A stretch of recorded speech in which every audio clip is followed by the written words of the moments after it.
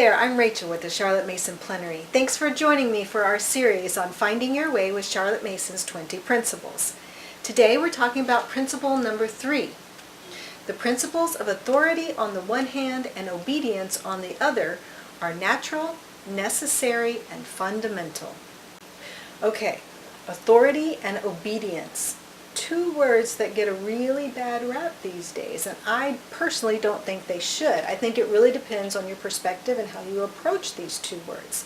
Now, Charlotte makes it clear that she is not talking about the tyrannical kind of authority here. In fact, she states that authority and obedience are the things that make liberty possible. Now, parents, you have to have authority in your home. I have seen way too many moms who did not express their authority in their home with disastrous results because there's just so much tension in the home when you don't have authority and obedience in balance. And just like habits, authority and obedience make for a pleasant atmosphere in the home and make for smooth and easy days. Let's look at the definition of the word authority. It's defined as the power or right to control, command, or determine within a jurisdiction, a power or right delegated or given, or someone who is considered an expert in a particular subject. Parents, you are the authority in your home. You know what's best for your own children. You are the expert. You already have the authority, just like every king and commander, every mother, elder sister, school prefect, every foreman of works and captain of games finds that within himself which secures faithful obedience, not for the sake of his merits, but because authority is proper to his office. Authority is proper to your office as a parent. Just like a coach has natural authority over his team, you have natural authority over your team. But authority is a two-way street, and it implies trust. And with trust comes obedience.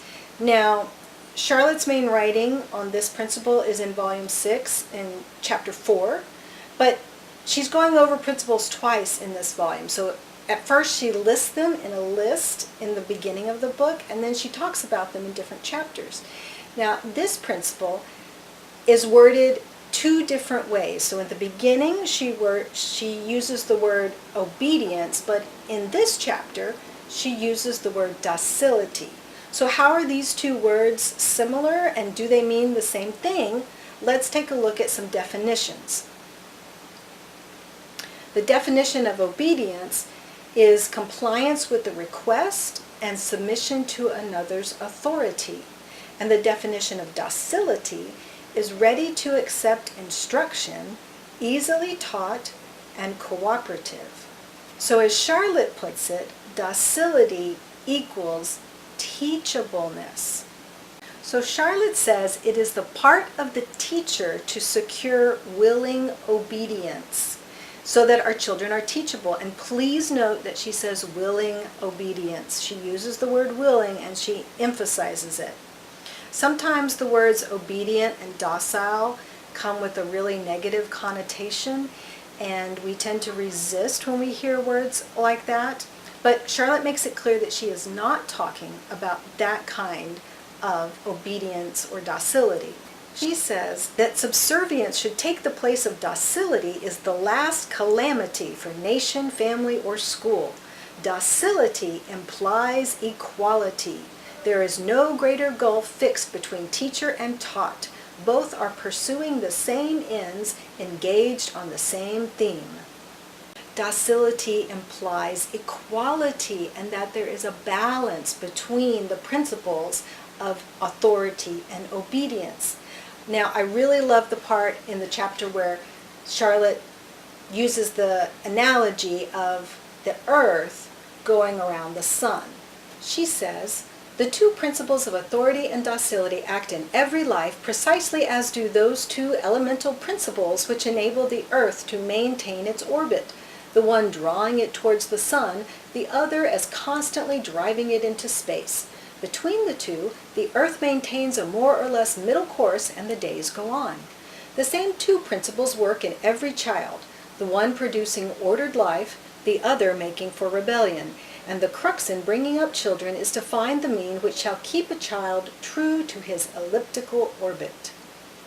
So you, as the parent and teacher, are kind of like the sun, right, with your strong gravitational pull. And your child is like the earth, spinning and spinning, exercising his independence and his freedom, but he's still tethered to and under the influence of the sun and your strong gravitational pull, right?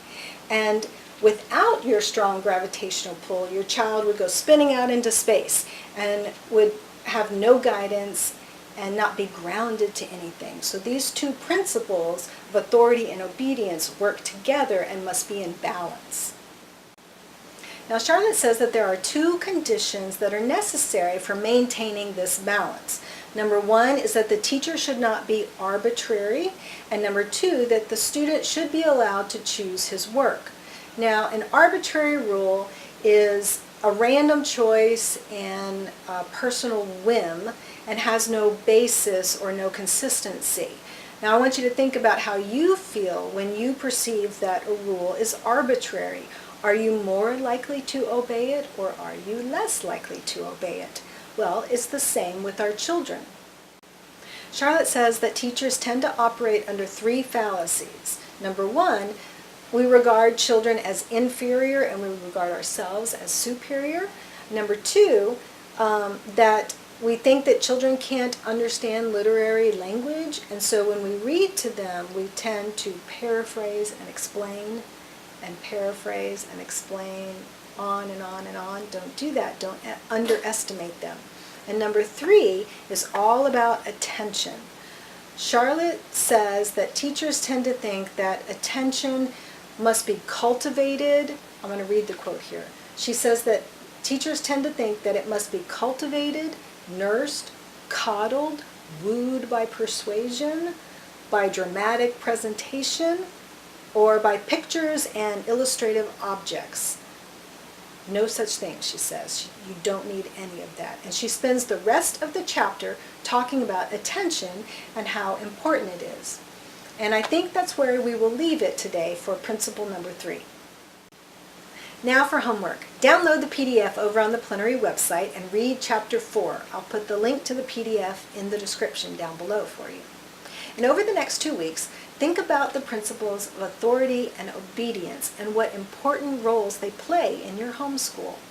Ask yourself, are they out of balance? And if they are, what could you do or not do to bring them back into balance? If you have any questions, please leave them here or over in the Plenary Facebook group. I love chatting with you guys. If you like this video, please give it a good thumbs up and subscribe to my YouTube channel. Be sure to click that little bell so you get notified every time there's a new video in the Principal series. Thanks so much for watching. I hope to chat with you soon.